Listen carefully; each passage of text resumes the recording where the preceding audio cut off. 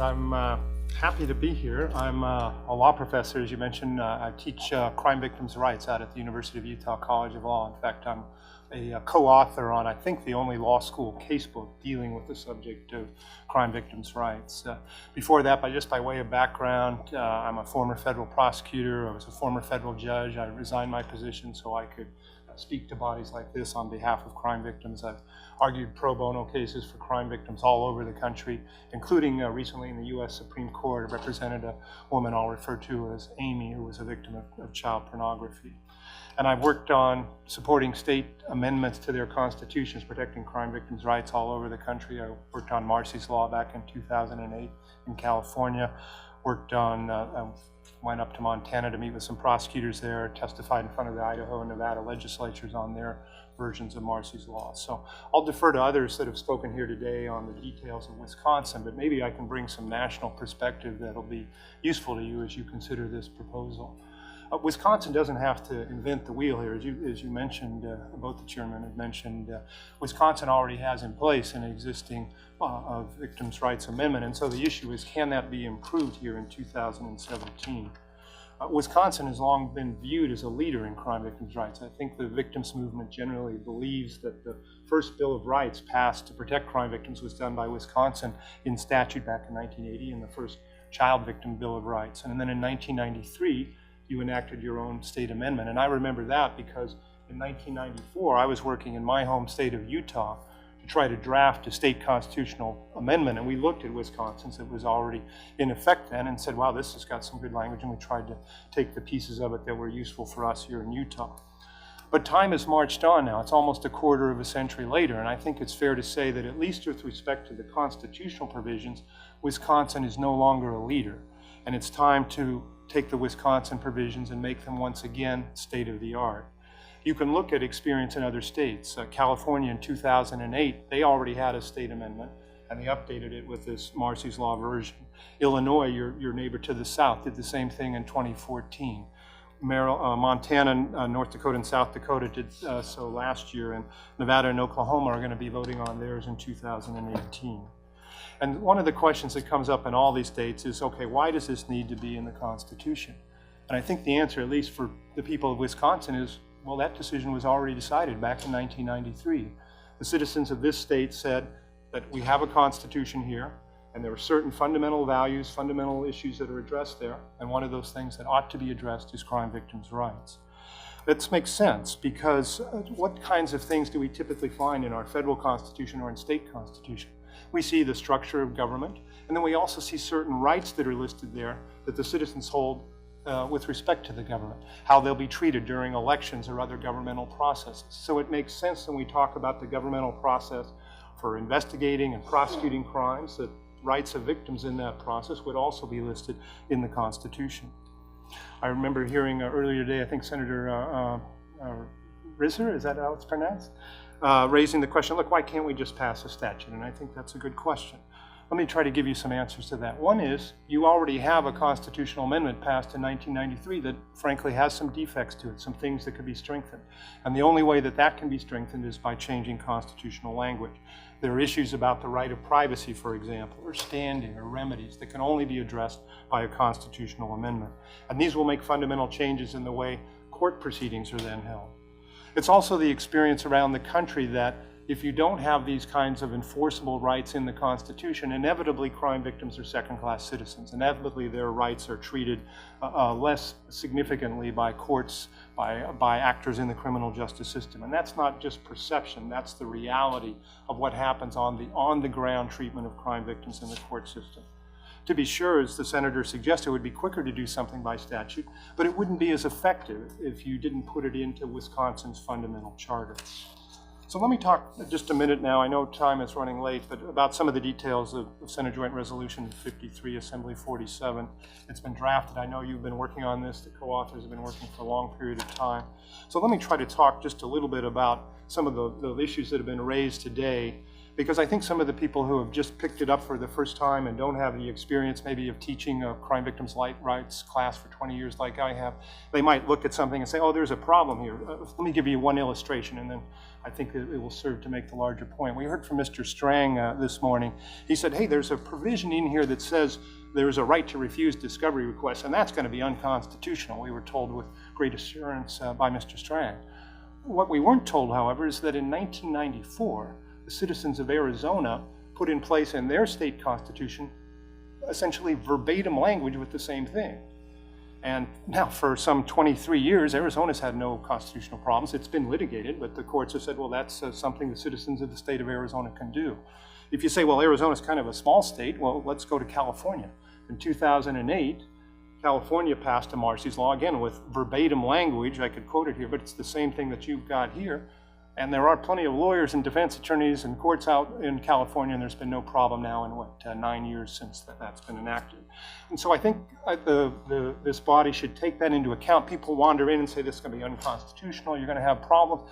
Make them show you that those problems have arisen in other states that have updated their language and passed Marsy's law. And I think you'll define when you drill into it, there haven't been these kinds of problems. The sky won't fall if you pass Marsy's law.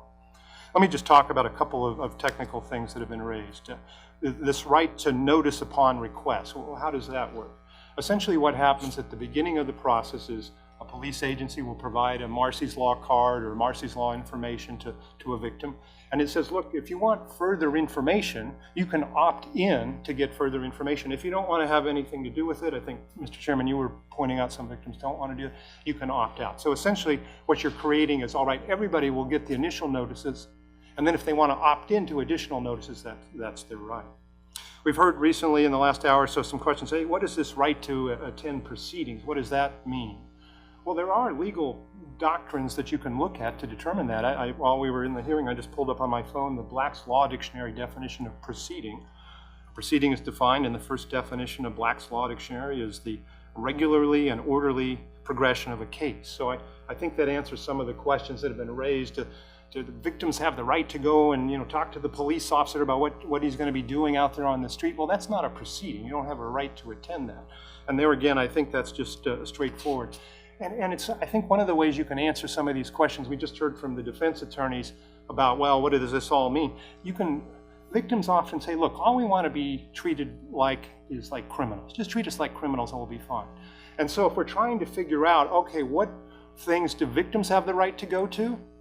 Well, the convicted or accused murderer, what things does he have the right to go to? If he gets to go, victim gets to go as well. And I think a lot of the questions that have been raised today can be answered by saying, well, just look at what a defendant would have in that situation.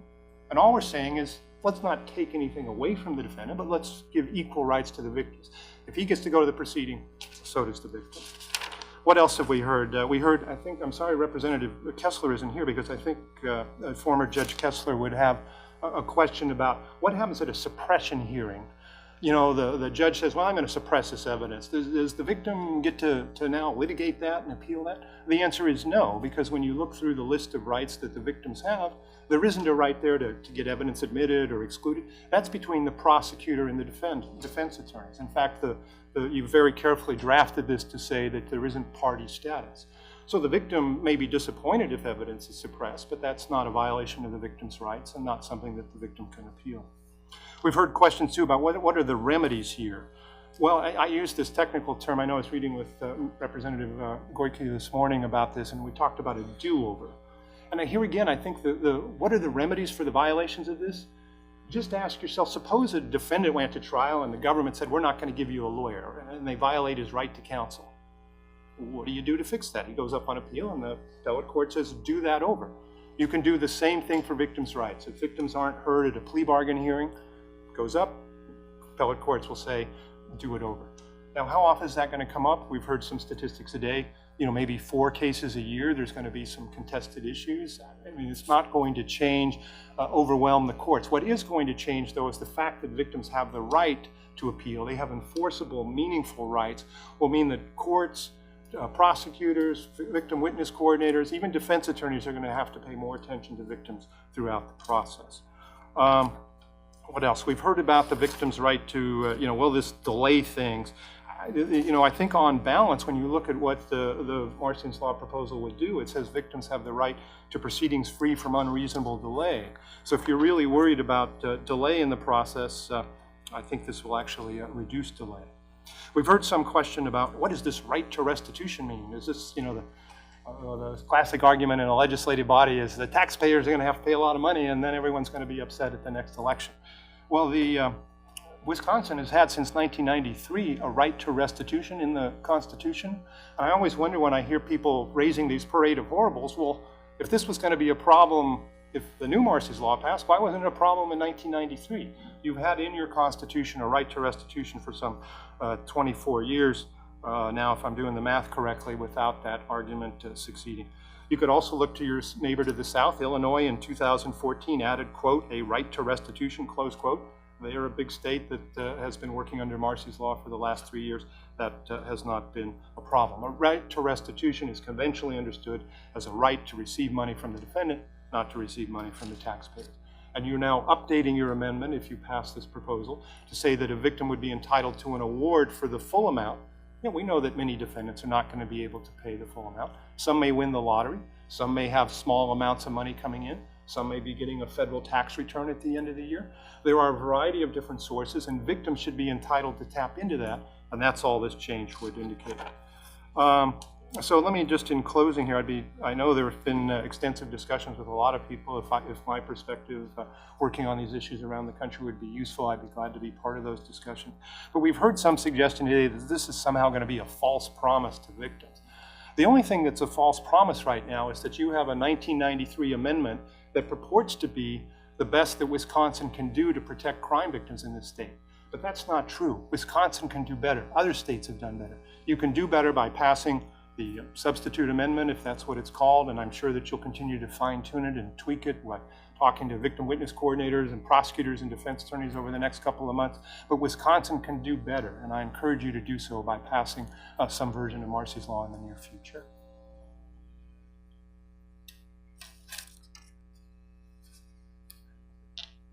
Can I use that quote? Victims just want to be treated like criminals? That's all we're asking for here today.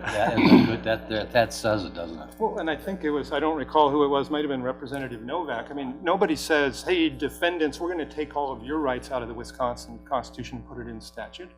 That's and that's as it should be. There are legitimate reasons why we give rights to defendants, but there are legitimate reasons why we give rights to victims too, and that's why we should have those rights be the best they can possibly be. Absolutely. Representative Ott. Thank you, Mr. Chair, and thanks for your testimony, Professor.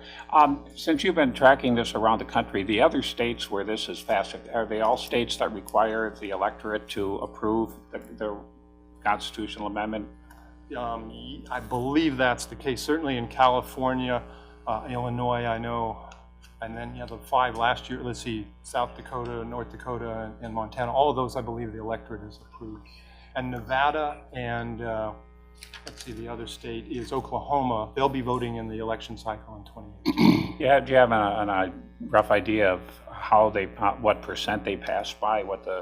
Typically 70% or more. 70, I think, one of the things about a constitution is it shouldn't be, just one side or the other gets 51% and they sneak something into the Constitution. There ought to be a broad consensus about the values that are being enshrined. But whenever these amendments have been voted on or looked at by the electorate, there's always been that broad consensus in favor of it. I'm pretty confident that would happen in Wisconsin. Just some of the questions that were raised about the right to restitution. You don't have any problem with the way that's written in the bill. And just to say it's a right to restitution, it doesn't say that the state has to pay that. So you don't have a problem with that wording then, it sounds like. No, I mean, if somebody feels like there's some additional clarification, of course the sponsors could look at that. But I guess the question I'd have is, look, Wisconsin's had a right to restitution in the state constitution since 1993, and now we hear that it's going to create all these problems. Well, why haven't there been problems for the last 24 years? I mean, I think that's a very fair question to ask people that say that language is going to somehow be twisted or frankly misinterpreted. And the right to attend proceedings, it doesn't mean that the state has to schedule something if it's done in normal time. they have a right to attend, and if their employer doesn't let them attend, it doesn't mean that their rights being abrogated, because the state is not saying they can't attend. That would be correct? That's absolutely right. In fact, I meant to, you I think wisely pointed something out just a little earlier in the hearing. When we talk about something that goes into the Wisconsin Constitution, that lists rights against the government, you know, that the government can't take away your property without compensating you and so forth. It doesn't mean that your employer can't do different things to you. So these are rights against the government. So the right to be present means that a judge can't say to the victim, oh, I'm going to kick you out of the courtroom. I don't want you to be watching these proceedings. Again, just think about how it works for defendants. Defendants have a right to attend proceedings. He can't, you know, judge sets a trial a month down the road and he can't say, well, judge, I got work that day, I'm not coming. You know, now the judge will obviously try to work with the defendant and say, well, maybe if I move it to a Tuesday, is that more convenient for you? This would now say that judges, again, will have the right to set the court hearing, but presumably will try to work with victims if there's some kind of serious conflict. Thank you very much. Senator Risser? Thank you. Well, you've had quite a bit of experience going all over the country, and I appreciate you taking the time to come and talk to us and give us your views. And obviously, your views are your views, and other views are others. You say the 1993 Wisconsin Constitution was good at that time, but now is a little obsolete, needs upgrading. Is that your verification? Generally, I wouldn't know if I'd call it obsolete. I would say it can be improved. It's still a good Improved, amendment. but it needs changing. In other words, okay. And then, if we have another constitutional amendment, another 20 years from now, that'll need changes too, won't it? It's always a possibility. I mean, we heard from the judge who testified earlier that the constitutional amendment gets set in stone. I don't think that's the case. Wisconsin has, if you look back, I was looking today to see whether other amendments that Wisconsin has passed to the state constitution. There have been situations where there have been various tweaks made. Well, I'm concerned that this amendment is in addition to giving false hope, is maybe too specific procedurally. Procedures change, and this one, for instance, this says at all times, at all proceedings, the victim could be present. Does that include investigatory proceedings? No, the Black's Law Dictionary definition of proceeding is after the initiation of a lawsuit. That is Where does that definition here? Well, the word proceeding, the plain language of proceeding is a court proceeding. That's when Is that defined in this bill? I don't see it defined as proceedings defined as court proceedings. Well, that's the conventional understanding. That's certainly the way it's been interpreted all over the country. So that's the way you interpret it. Someone else might interpret it some other way. Some other judge might come in and say proceedings is not just court proceedings, it's other proceedings. But your definition of proceedings is official court proceedings only, right? Well, what I would say, Only- look, I would use the Black's Law Dictionary definition of proceeding, and the definition of Black's Law Dictionary, which is a widely used legal definition or dictionary, is, quote, the regular and orderly progression of a lawsuit. And there is no lawsuit until charges have been filed. So that's your definition is that it applies only to once a lawsuit is filed. That's the Black's Law Dictionary definition, which I that's think your- courts would look to as a standard, reasonable interpretation of the bill. I question the fact that you come up with some definitions of your definitions, but other people have defined it otherwise. As you know, you're here earlier today. We had law professors define it otherwise. Now, I don't know if I didn't hear the woman who was speaking from the University of Wisconsin give a definition of proceeding. She said it was questionable. She said there would be a question, and I think there really isn't a question. I'd be interested for her to present another dictionary that defines it differently or explain why that. The other thing I guess I would suggest is, there have been words like this used in other state amendments around the country, and the sky hasn't fallen, for example, in California with 40 million people working under a very similar Marsy's Law provision there.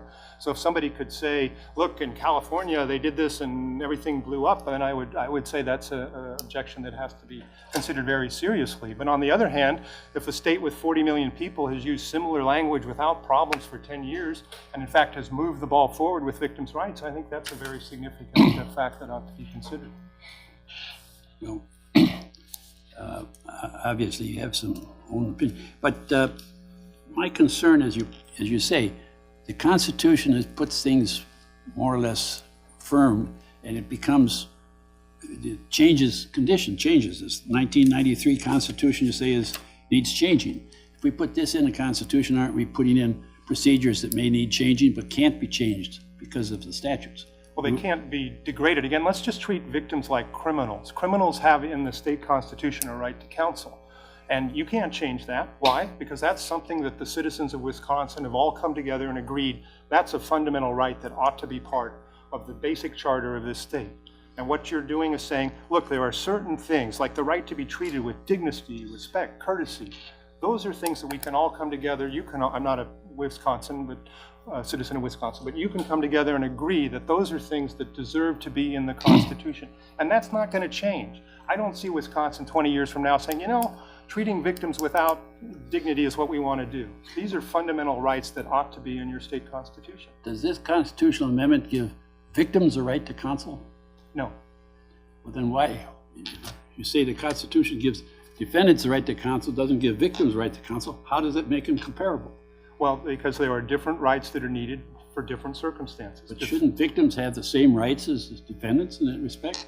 It depends on the circumstances. I certainly, if you wanted to allocate the money to provide counsel for all victims, I'm certainly not opposed to that. But my understanding is Wisconsin has limitations on its financial resources, and so they can, the citizens of the state can extend certain rights now, but not others. But if the purpose of this constitutional amendment is to give victims the same rights as defendants, defendants have right to counsel, shouldn't victims have right to counsel? I certainly think you could make an argument along those lines, and I hope you'll find a co-sponsor for the bill if you're interested in pursuing it. So the failure to have counsel for victims means they don't have the same rights as defendants, even with this constitutional amendment. They will not have the same rights as defendants, that's true. So it's a false promise to say that this will give victims comparable rights as defendants. Well, I just want to be clear. I have never said, I don't think the bill's sponsors have ever said that this is going to give the same rights for defendants. So if you look at the list of rights for defendants, it's different than the list of rights here. What the sponsors have said, at least when I've been listening to them, is since there are state constitutional rights for defendants, the rights that victims have are going to be placed at the same level. So I think it's only when people twist things around that they say, look, this is going to somehow lead false promises to victims. I didn't really hear any crime victims today saying this was going to be giving them false promises. What I heard was defense attorneys and others who may have their own reasons for opposing the bill, saying that victims would be getting false promises. I've spoken to crime victims all over the country, and I can tell you that the crime victims movement is very much in support of Marsy's law and very much in support of elevating these rights as part of a national effort to try to make sure that victims all over the country receive the kinds of basic rights that they should receive. Okay, I'm saying they should. I'm saying they should have counsel. To give them the same rights, they ought to have counsel. They ought to have someone that knows what's going on, tell them what to complain about or what to talk about. Yes. This doesn't do that. Correct. So this does not give them the same rights as defendants. True. It doesn't even make them comparable. Well, there I would disagree with you. Not having counsel is comparable to having counsel? No. But having a state constitutional right to be treated with dignity, respect, and courtesy is comparable to a defendant's right to be treated with due process. It's an analog. It's something that says, look, we're going to give certain rights to defendants because they need rights in a criminal justice process. But now the citizens of Wisconsin have gone through and identified particular points in the criminal justice process where victims deserve rights. And those rights are now going to go into your state constitution. And you're right, I agree with you. It is going to be harder to change. Somebody cannot come down the pike 10 years from now and say, I don't want to treat victims with fairness, dignity, and respect. Because the victims will be able to say, well, too bad. The citizens of this state have put into the state constitution the right for all victims to be treated with fairness, dignity, and respect. That is a shared value in the state of Wisconsin. It's a shared value around the country, and I certainly hope that this committee will move forward with making that. But isn't that already in the Constitution that they're supposed to be treated with respect? So there's a question about the preambulatory language and the way that that works. It's true that you have a provision right now that addresses some of these things. But for example, with respect, the current Constitution says that you have a right to treat victims as defined by law with fairness, dignity, and respect. That's right. So that's in the Constitution now. Similar language So is there. what's the purpose of this? If Well, there are you don't give them counsel, you don't give them the equal rights, you just want to give them dignity, and that's already in the Constitution. Well, there are a couple of, this is one of the areas where existing law, I think, needs to be improved. I don't have the exact text in front of me, I have a summary of existing law, but my understanding of the existing constitutional provision is that there is a right, that victims as defined by law shall be treated with dignity and respect for their privacy. One of the problems is the provision that says as defined by law, because that essentially takes a constitutional right and says if the legislature wants, they can define those rights away. That's an area in which victims are not being treated like criminals. Criminals' rights cannot be taken away as defined by law. Currently, under existing law, at least with respect to this provision in Wisconsin, victims' rights can. Mr. Chairman, I'm confused. Our Constitution already guarantees them dignity and rights, and it's already in the Constitution. And this, I can't see that this accomplishes anything. But it does not allow them, or I guess extend to them in the constitutional framework of this for privacy as an example, and the ability to not have to provide a deposition to the opposing counsel. I mean, all those different things. There are several things that are in here that I think are addressed and are specific to victims, not we have to just do is pass a law. not just to the defendant. All we have to Well, do is, you know, we have a lot of this is in current state law, but again, the point of this is to elevate the state law so it is on a comparable level with constitutional law, which are two different things. And I'm not an attorney, but I sure do see that that's how it is considered when it gets to the court process, that the state law has less standing than our constitutional law does and our federal constitution does. So I think elevating a victim so that the victim is treated as a criminal, that is a great line. I think that's what the intent of this legislation is to allow those victims to, I think, have those rights that protect their privacy and protect their person and protect their ability to be a voice at the criminal event that they did not choose to be part of. And I think that that's the essence here, is that the victim didn't ask to be a victim. The victim became a victim. The person that's the perpetrator made the choice to do whatever that crime was, and it affected that victim. So I think it's a different set of things here that you're looking at. If the purpose of this is just to give the victim the rights of privacy, you and I should introduce a bill to do that. That's what we're doing, and I hope you'll sign on to this. We don't have to wait 5 years or 4 years to have a constitution. And we can look at addressing some of those short-term issues till this becomes law. I would definitely sit down and work with you, Senator. But I think that I have Senator or Representative Ott, and then Representative. Go ahead. I'm sorry, Goyke. I'm sorry, Gorky, and then Ott. Okay. Evan.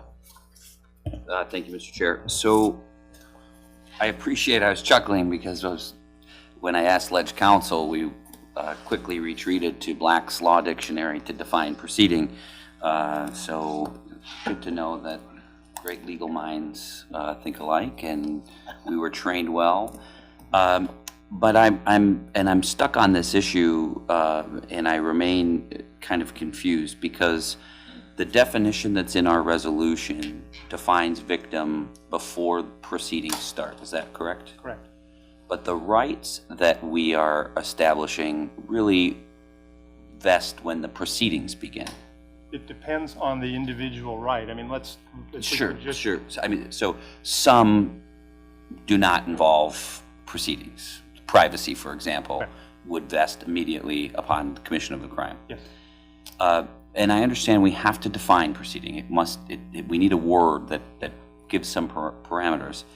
But ought we not have the same right to input pre-charge? Isn't that kind of a artificial, or why not broaden it? If it's good for a victim to confer and be present for a plea, why would it not be the same for a charge? I agree with you. I don't know, I mean, the right that I think we're talking about is the one laid out in subsection H. Let's see, upon request to confer with the attorney for the government. And so before charges, the victim would have the right to go to the prosecutor and say, look, I think you ought to file the felony charge here, not just the misdemeanor. Should that also not include law enforcement? In the time between they become a victim, a commission, there could be months before the attorney for the government ever knows about the case because the investigation is ongoing. Right. Ought we not include law enforcement? With the right to confer? I mean, I think that where victims really need the right is the right to confer with the prosecutor, because that's the gatekeeper into the criminal justice system. When I've been victimized, my cases were never solved. Right. I never get the right because the prosecution never started. And If it's good for the goose in the courtroom, wouldn't it be good for the victim like me that was burglarized but never resolved? To have a right to confer, to know what's going on, to know what the results of the fingerprint test that they came out and took pictures and fingerprints. Well, so one of the points is with respect to the earlier part of the criminal justice process, the investigation, this says that victims would have the right to be treated with fairness. And I think one of the questions that would then come up is whether getting some information would be part of treating the victim with fairness. But let's be clear, I'm not trying to advertise that Marsy's law is going to solve all the problems that crime victims face throughout all aspects of the criminal justice process. I mean, you know, the kind of change that you're proposing would require additional, I think, resources from law enforcement, and it may well be that maybe those are resources that should be spent. So to give us a national perspective, have communities that have adopted Marsy's law added resources after its implementation to comply or to honor the full intent of the amendment? It depends on the state. We heard about Montana, for example. Montana, I think it's fair to say, did not have the kind of effective victim witness program that Wisconsin is famous for. So when the Marsy's law passed in Montana, they had to do a few things to bring their victim witness program up to snuff. In other states, like I think you could look at Illinois, just to the south of Wisconsin, my impression is that they had a robust victim witness program in place there. The resource issues were not significant in Illinois, at least with respect to the Marsy's law aspects. With your national expertise, would you recommend or support, maybe is the best way to say it? We haven't passed this out of committee yet, so we're going to have negotiations. Obviously, everybody in the room has heard that there's going to probably be some change to some of the language. Would you support an amendment, or would you suggest supporting an amendment that may broaden that proceedings language, that the dialogue that you and I are having right now, to allow earlier conferencing and appearance and input with the criminal justice system to address the circumstance that I'm telling you about when I was victimized, to a case that never, think of a sexual assault that gets proven by DNA 5 years later. Right. That's very common, actually. And that person is a victim but has no prosecution until the suspect is apprehended. Ought we not protect that person too and give them, by broadening proceedings to include pre-charging?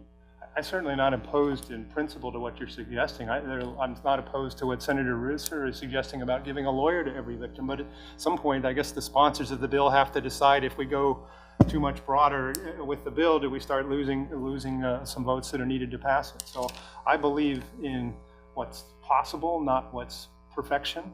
I think what you've described would be perfection. I'll leave it up to the bill sponsors, obviously, to decide whether that's possible in the reality of the legislative process here in Wisconsin. Thanks. Next up, we have Representative Ott. Thank you, Mr. Chair. I guess just to this point of whether or not there's a right for a victim to have counsel or not, I do believe they do have a right, because there's nothing that the government would never say you can't hire a lawyer, and some victims do hire lawyers. So you certainly have a right to it. The reason we extend that right as far as the defendant is concerned is because they are going up against the power of the state. And so there are resources that are put in place for the victim in terms of the prosecutor. And of course, even the defendants, some choose to defend themselves. They don't take the right to counsel. So I don't think there's any issue with whether we have to give the right to the victim to have an attorney or counsel, because they already do. As far as should they have an opportunity to discuss the case with the district attorney if no charges have been issued, I believe probably most district attorney offices already would be happy to do that. And the decision for the DA always is, do I have enough evidence to get a conviction? And we certainly don't want DAs taking cases to trial when they have a 99.5% likelihood that they're going to lose. They have to make those decisions themselves. But if there's a way to put in here that the victim would have a right to discuss with the district attorney, and I don't think that's going to be in a lot of cases. That would be affecting a lot of cases, really. So. I think that's right, and let me just, I noticed that in the bill that's before you, or the resolution, section 3 talks about the victim's attorney having the right to be heard, just to make clear that if the victim has hired an attorney, that the victim gets to speak on behalf of the attorney. We heard earlier today too, I guess the University of Wisconsin Law School is considering a crime victims clinic. We have a crime victims clinic out in Utah, not at our university, but one of my former students who took my crime victims rights class runs the clinic. So if it would be useful for the University of Wisconsin to get some information about how those kinds of clinics operate and how they can support victims, we'd certainly be glad to pass along the information that we have in Utah about how they could do that. I mean, I think one of the things that Wisconsin might, if I can just suggest, we teach a crime victims rights class at the University of Utah College of Law every year, and it's my understanding that's not part of the curriculum here at the University of Wisconsin. I don't understand how their entire curriculum fits together. I don't mean to presuppose, what kinds of classes they should be offering, but it does seem to me that might be a useful class that they could consider adding possibly to the curriculum. We've added it out at Utah, and it's been, I think it's fair to say, a successful class. Representative Bernier? Well, I'm kind of impressed with myself that my thought process was in parallel to Representative Otts, who's a legal scholar. But that my point was in the debate or discussion, the lawyer, the prosecutor is a lawyer, and the prosecutor is there on behalf of the law that was broken and inflicted damage to an individual who becomes the victim. And therefore, technically, I think you could say the victim has legal counsel in the form of a prosecutor. And if they want more than that, I am sure they can hire legal counsel. But that lawyer, on behalf of the state, is there to represent that victim. I think that was a very succinct summary. I was going to use many more words to describe that, but I think you covered the terrain very well. So. Good job. I would also like to point out that section 1 of what we're proposing, we have specifically Article 1, Section 9M2, in the intro. In order to preserve and protect the victim's rights to justice and due process, victims shall be entitled to all of the following rights, which shall vest at the time of victimization, not charging. So we have it in the amendment, so it's written in. Then we should clarify the language about proceedings to reflect that as well. And that's why we're having this hearing. We will chat about that. Any other questions about that?